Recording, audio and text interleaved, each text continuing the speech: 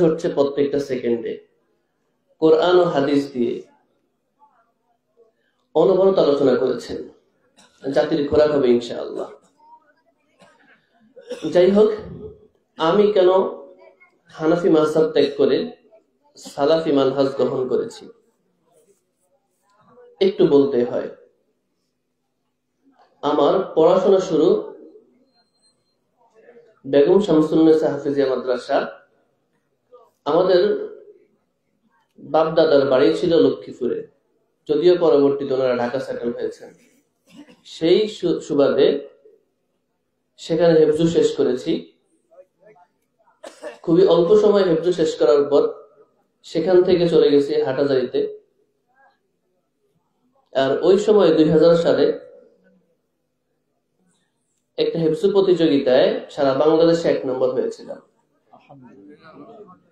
তারপর হাটাজারি মাদ্রাসায় একটি সুযোগে, তাই ভালো একটা সুযোগে পড়াশোনা করার সুযোগ হয়েছে।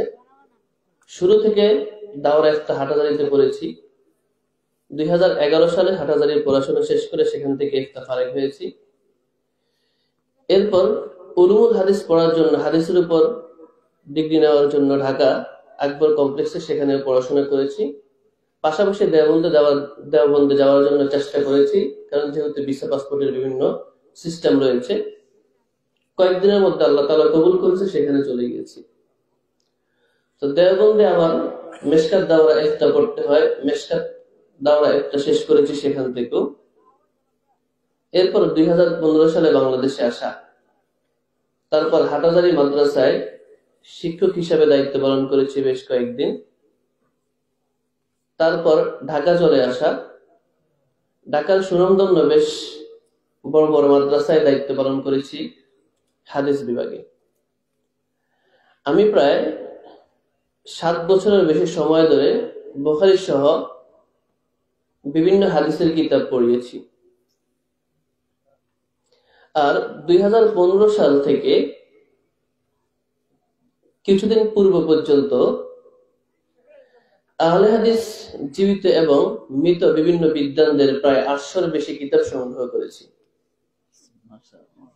এমন কোন শায়েখ নেই সম্ভবত যাদের নাম যে কোনো মাধ্যমে জেনেছি, তাদের কিতাব সংগ্রহ করেছি। আর বিতর্কিত বিষয় নিয়ে আমার সবসময় পড়তে বলতে ভালো লাগতো। যে কোনো বিতর্কিত বিষয় নিয়ে জানতে খুব আগ্রহ ছিল আগে থেকেই।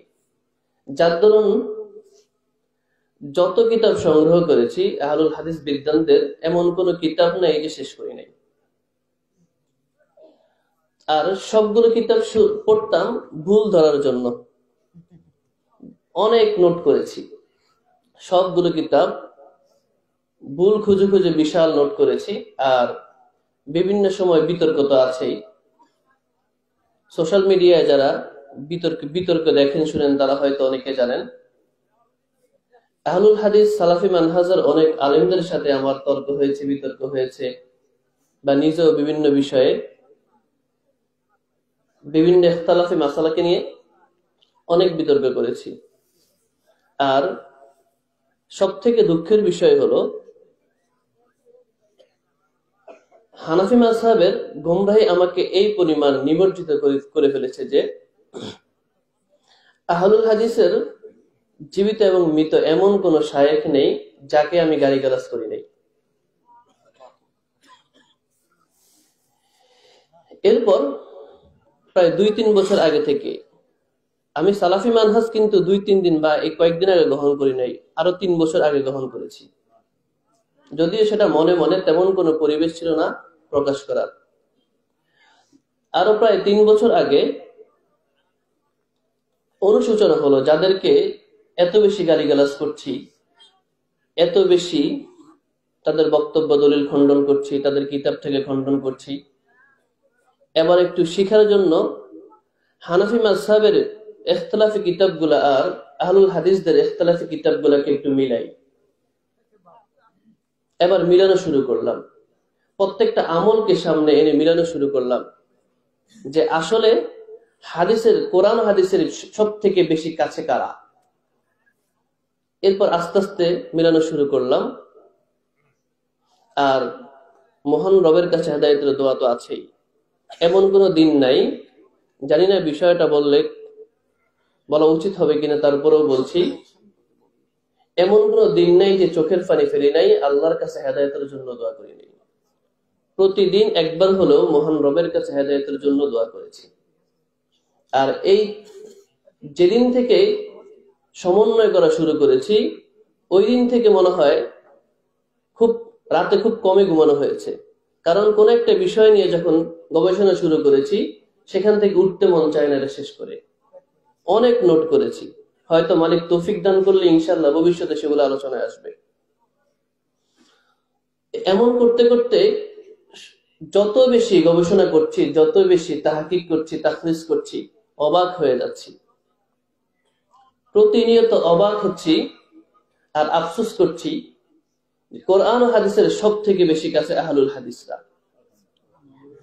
আর হানাফি মাযহাব কোরআন ও হাদিসের স্পষ্ট বিধান থাকার পরেও বিভিন্ন আমলের ক্ষেত্রে, বিভিন্ন বিধানের ক্ষেত্রে স্পষ্ট কোরআন হাদিসের বিধান থাকার পরেও ওনারা ইমাম আবু হানিফা রাহিমাহুল্লাহ কি বলেছেন, কোন ইমাম কি বলেছেন, সেই মত খোঁজে।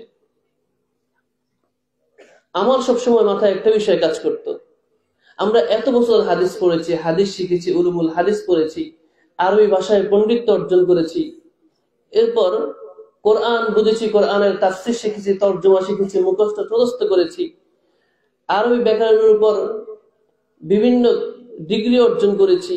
সবকিছু শিখার পরেও যদি কোরআন ও হাদিসের স্বাভাবিক অনুবাদ বুঝতে, অলংকার বুঝতে যদি আমার অন্য একজনের মত গ্রহণ করতে হয়, তাহলে কি দরকার ছিল আমার এত পড়াশোনা?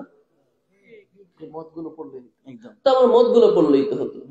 আমি এত পড়াশোনা করলাম, আমি হাফেজ হলাম, কোরআনের অনুবাদ শিখলাম, আরবি ভাষার জ্ঞান অর্জন করলাম, এরপর উলুমুল হাদিস শিখলাম, সবকিছু শিখলাম, তারপরও কোরআনের অলংকার কেন আমি বুঝলাম না? কোরআনের সহজ অনুবাদ যদি আমার আরেকজনের মতের উপর ডিপেন্ড করতে হয়, এই বিষয়গুলো খুব বেশি খারাপ লাগতো। আর এই বিষয়ে দেখলাম আলহামদুলিল্লাহ সালাফি মানহাজের বিদ্বানগণ তারা কোরআন হাদিসের সব থেকে বেশি কাছে। কোন বিষয়ে যখন হাদিস ও কোরআন পেয়ে যায়, তারা আর কারো মতকে প্রাধান্য দেয় না, সরাসরি কোরআন হাদিসকে গ্রহণ করে। আলহামদুলিল্লাহ, এই বিষয়টা আমাকে অনেক বেশি অনুপ্রাণিত করেছে। এমন করতে, গবেষণা করতে করতে যতই গবেষণা করছি ততই কান্না করছি, যতই গবেষণা করছি ততই কান্না করছি। কিন্তু আমার পরিস্থিতি ছিল খুব জটিল। আমি কিছুদিন পূর্ব 3টি মাদ্রাসার দায়িত্বে ছিলাম, বড় বড় মাদ্রাসার নাম বললে হয়তো আপনারা অনেকেই চিনতে পারেন। তো ঢাকা শহরের ইফতা পর্যন্ত মুফতি, মাস্টার্স পর্যন্ত একটি মাদ্রাসা বা পিএইচডি ডিগ্রিধারী একটি মাদ্রাসার যে সনদ দিয়েছে সরকার, সেই মাদ্রাসার একটি মাদ্রাসার মুহতামিম ছিলাম, আরেকটি মাদ্রাসার প্রধান মুফতি ছিলাম, আরেকটি মাদ্রাসার ইফতা বিভাগের দায়িত্বে ছিলাম। ফতোয়া শামির মতো কিতাব পড়াতাম, বুখারী সানি পড়াতাম, মিশকাত আবু দাউদ সহ বেশ কিছু কিতাব দরজ দিতাম। তো পরিস্থিতি খুবই জটিল ছিল। বিগত 2 বছর ধরে বা তারও আগে আমার খুব কাছের বন্ধু যারা বা আমার ওস্তাদ যারা, তাদেরকে বিভিন্ন বিষয়ে প্রশ্ন করতাম। যেই প্রশ্নগুলো আমার মনে প্রতিনিয়ত সংশয় সৃষ্টি করছে, যে প্রশ্নগুলো আমাকে প্রতিনিয়ত আঘাত করছে, যে আমি কেন হাদিস মানছি না, আমি কেন আরেকজনের মতকে মানছি, মানে হাদিস মানতে আমাকে বাধা দিচ্ছি কে, কোরআন মানতে আমাকে আরেকজন কেন বাধা দিচ্ছে। এই বিষয়গুলো যখন আমি প্রশ্ন করছি, যাদেরকে প্রশ্ন করছি তারাই আমাকে ইহুদিদের দালাল বানিয়ে দিচ্ছে, যাদেরকে প্রশ্ন করছি তারাই আমাকে সালাফি ট্যাগ দিয়ে দিচ্ছে, আহলে হাদিস ট্যাগ দিয়ে দিচ্ছে, লামাযাবি ট্যাগ দিয়ে দিচ্ছে, সব দিক থেকে কোণঠাসা শুরু করেছে।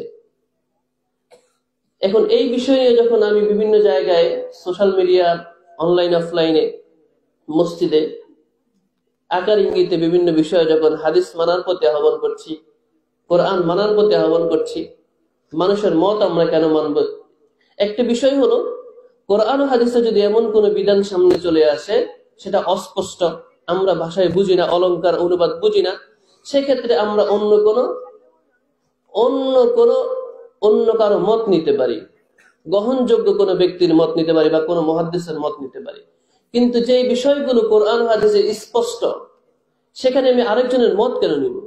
কোরআন তো আমাকে স্পষ্ট করে দিয়েছে, হাদিস তো আমাকে স্পষ্ট করে দিয়েছে। এই প্রশ্নগুলো যাকেই করেছি, যেখানে করেছি, আমার কাছের, আমার ক্লাসমেট, আমার ওস্তাদ, আমার সহকর্মী, আমার মাদ্রাসার সহকারী শিক্ষক সবাই আমাকে কোণঠাসা শুরু করেছে। সব দিক থেকে কোণঠাসা করতে করতে এক সময় চিন্তা করেছি কি করব, কোণঠাসা তো হয়ে গেলাম। এখনো তো অফিসিয়ালি বলি নাই যে আমি আহলে হাদিস হয়েছি, তারা আমাকে বহুত আগে আহলে হাদিস বানিয়ে দিয়েছে। তো আমি যদি কোরআন ও হাদিস মানতে গেলে আহলে হাদিস হতে হয়, তাহলে সেটাই হতে রাজি আছি। তারপরও এতদিন ভুলের মধ্যে ছিলাম, আল্লাহ রাব্বুল আলামিনের দরবারে প্রতিনিয়ত তওবা করছি। ইনশাআল্লাহ কোরআন ও সহিহ হাদিস মানার ক্ষেত্রে কোনো আপোষ চলবে না। কারণ আল্লাহ রাব্বুল আলামিন আরেকটা বিষয়, আল্লাহ রাব্বুল আলামিন সূরা ফুরকানের 69 নম্বর আয়াতে বলছেন, ইউদাআফ লাহুল আযাব ইয়াউমাল কিয়ামাহ ওয়া ইয়াখলুদু ফীহি মুহানা, যে আল্লাহ রাব্বুল আলামিন ওই সকল ব্যক্তিদের কিয়ামতের ময়দানে আযাবকে দ্বিগুণ করে দিবেন এবং তাদেরকে দুনিয়া আখিরাতে উভয় জাহানে লাঞ্ছিত করবেন। তারপরে আল্লাহ তাআলা বলছেন, ইল্লা মান তাবা ওয়া আমানা ওয়া আমিলা সালিহান, কিন্তু না, যারা তওবা করবে এবং ঈমান আনবে। আমি তওবা করেছি, ঈমান এনেছি, ওয়া আমিলা সালিহা, এবং সৎকর্ম আমলে সালেহ করার জন্য নিয়ত করেছি, আল্লাহ রাব্বুল আলামিনের কাছে প্রতিজ্ঞাবদ্ধ হয়েছি। আল্লাহ তাআলা কি দিবেন? ইল্লা মান তাবা ওয়া আমানা ওয়া আমিলা সালিহা। আল্লাহ রাব্বুল আলামিন কি করবেন? ইবাদুল্লাহ সাইয়্যাতিহিম হাসানাত। আল্লাহ রাব্বুল আলামিন আমার পূর্বের গুনাহগুলোকে, অর্থাৎ যারাই তওবা করবেন, ঈমান আনবেন, ফিরে আসবেন এবং সৎকর্ম করার, আমলে সালেহ করার জন্য প্রতিজ্ঞাবদ্ধ হবেন, আল্লাহ রাব্বুল আলামিন তার পূর্বের গুনাহকে নেকি দ্বারা পরিবর্তন করে দিবেন। আমি আশা করছি আপনারা দোয়া করবেন। অতীতে অনেক ভুল করেছি, জঘন্য ভাষায় গালিগালাজ করেছি, বহুত কিছু করেছি, মিথ্যাচার করেছি, গায়ের জোরে বহুত কিছু করেছি। আল্লাহ রাব্বুল আলামিনের কাছে তওবা করছি, আপনারা দোয়া করবেন মহান মালিক যেন মরণ পর্যন্ত সলফে সালিহিনের এই পথে, সালাফি মানহাজে আল্লাহ রাব্বুল আলামিন যেন আমার মতো নগণ্যকে কবুল ও মঞ্জুর করে। আমিন আমিন আমিন।